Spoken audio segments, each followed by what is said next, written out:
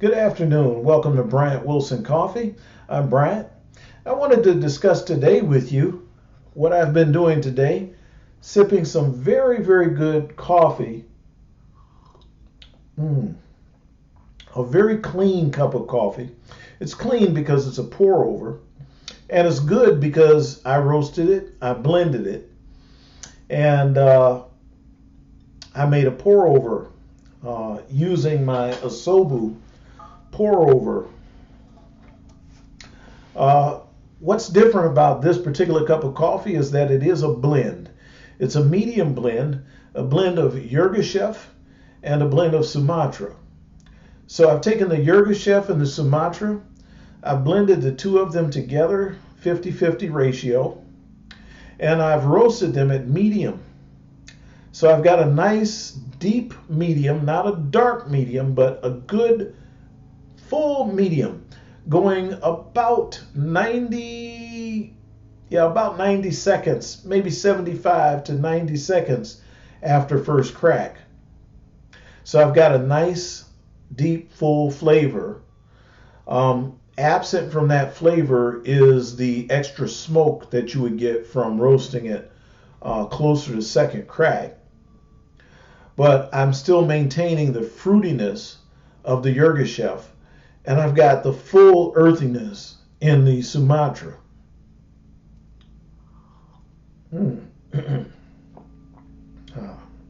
It's delicious.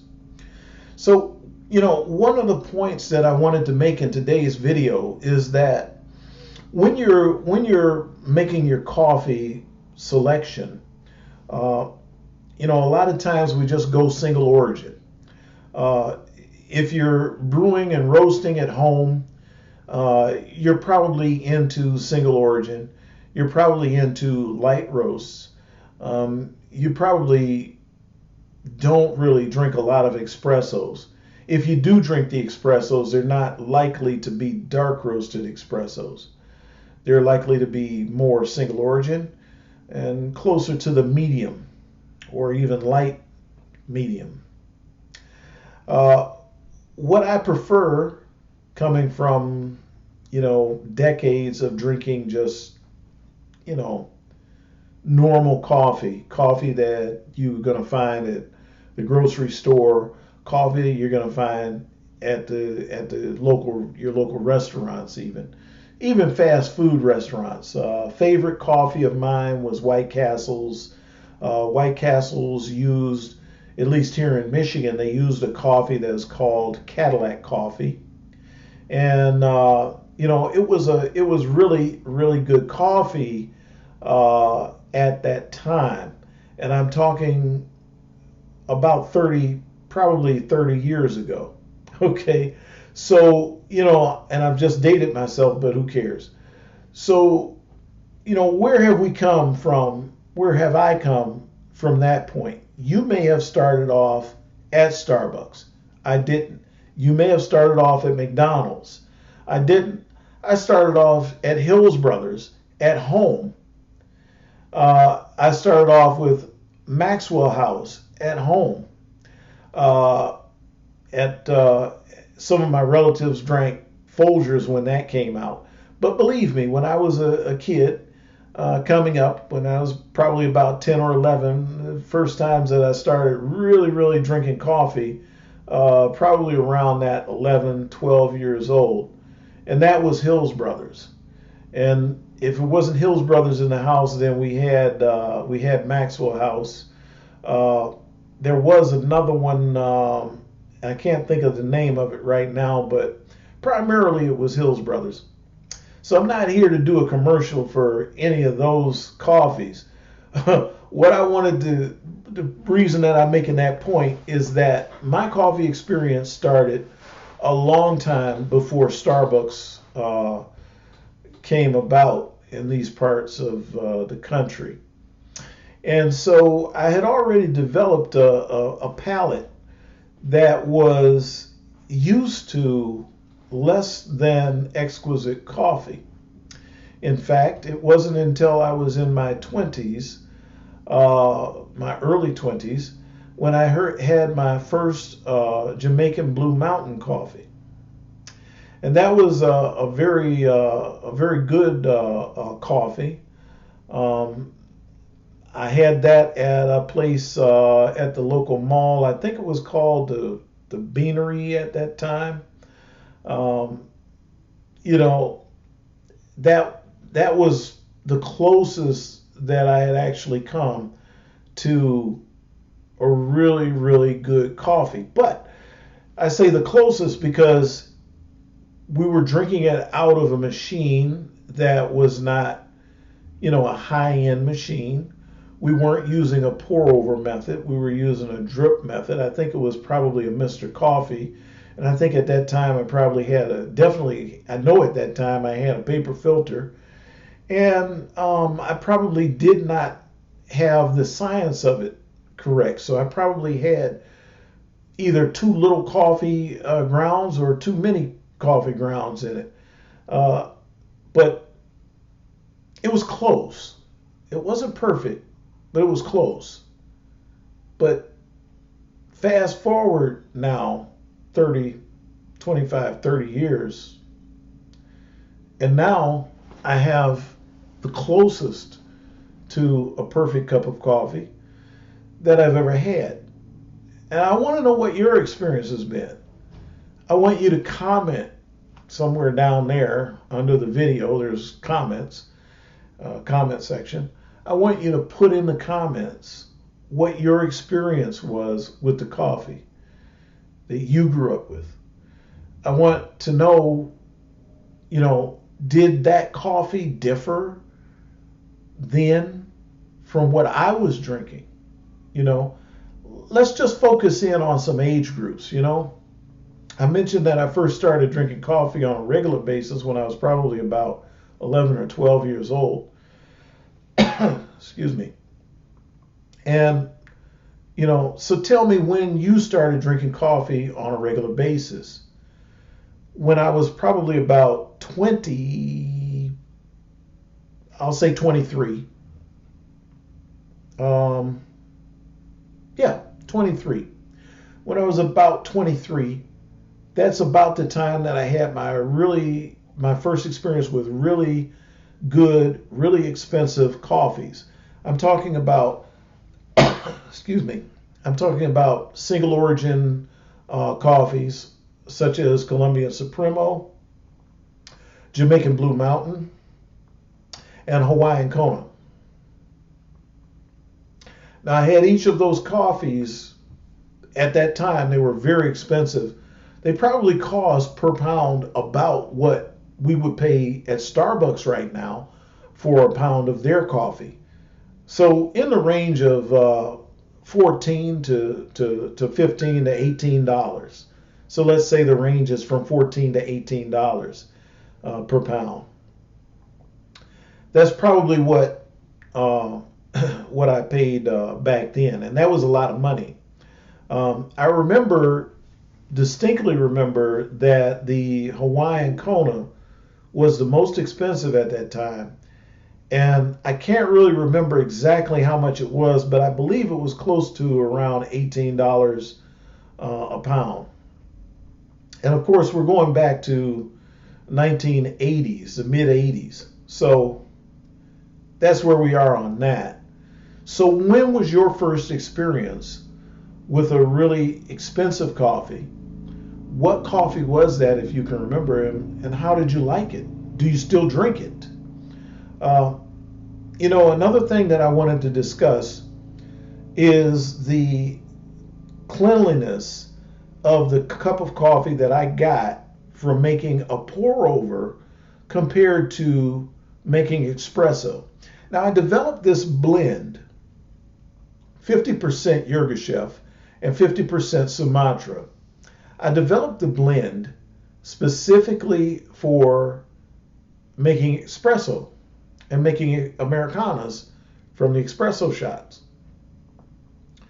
And, excuse me, so I developed the blend expressly for making Americanos from the espresso shots. And believe me, for as far as espresso is concerned, and making an espresso roast profile is concerned, this blend works. The balance of acidity, the juiciness of the overall cup, it lasts through the process of extraction and through the process of mating it with the Americano with the 120 grams of water. So it really works. But what doesn't necessarily work is the fact that it's still an Americano derived from an espresso, of course. It still is not as clean as a pour over that goes through a metal filter or a paper filter for that matter. And so what I want to know from you is, do you have a preference based on, I'm almost to the end of it. Do you have a preference based on the cleanliness of the cup? I mean, does that little bit of cloudiness that's usually present in a espresso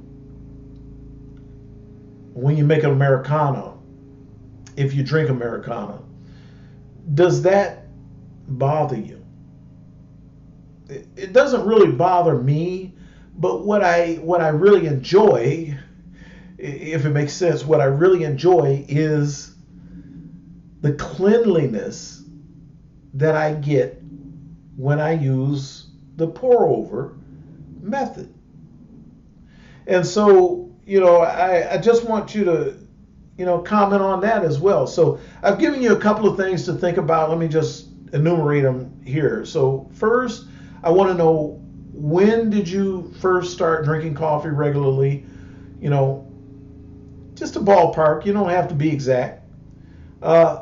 Second, when did you first experience your first, let's just say single origin coffee? So that would be a coffee that we would consider coming from a boutique, or whether it was a reserve coffee at Starbucks, or whether you were at some other place where you had a very good and expensive single origin coffee. What age was that, and how did that experience go? Did you enjoy it? Were you alone? Did you have someone else with you?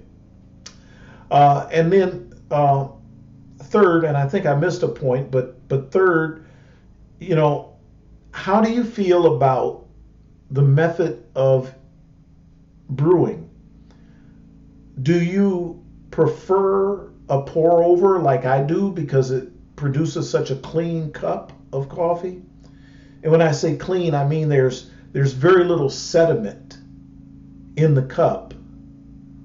Or do you prefer an espresso because it's quick, because the whole process of making the espresso is just such an experience. I mean it's it really is an art form, but we don't have to, those of us who aren't baristas, who aren't professionally, we're not getting paid for doing this, aside from getting a great cup of coffee at the end of the process. We're not getting paid, we're not getting cash, but it's an art, and I just love that art. But making a pour over can be an art as well. That can be a form of art as well. I have my own technique, and there are countless variations of techniques that people use all across the world for it. But I have my own technique, and I like my own technique. And you probably have your own variation of a technique. You may have a variation of the same technique that I use, but it's your variation, so it's your technique. And so, just tell me which method of brewing you prefer and why, And then I just want, to have this conversation with you about the coffee. You know, I watched another YouTuber. I watched the screen went dark. I don't know what happened. I watched another YouTuber a short while ago, and the person that he was interviewing on his live stream had, I think I saw 6 different coffee machines. Most of them were espresso machines, but he also had some lever machines as well. And he had probably about 4 or 5 different grinders. And, the guy is a supplier, so he supplies the equipment. But that's not the point. The point is the number of different gadgets that he had for making coffee. And so for some people, it's as much about the equipment and the gadgetry of making coffee as it is the coffee. For me, it's the end product of the whole process, And so you'll never see me with 6 different machines. You won't.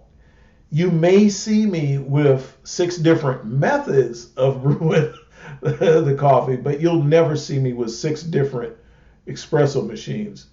You'll never see me with 2 different lever machines. You just won't. I don't think you'll ever see me with a lever machine at all, because that's just not my forte. But what I'm getting at is, what is your take on it? Do you enjoy that part of the process, the machinery part, the gadgetry part? Or are you more of a purist, more of a minimalist like I am?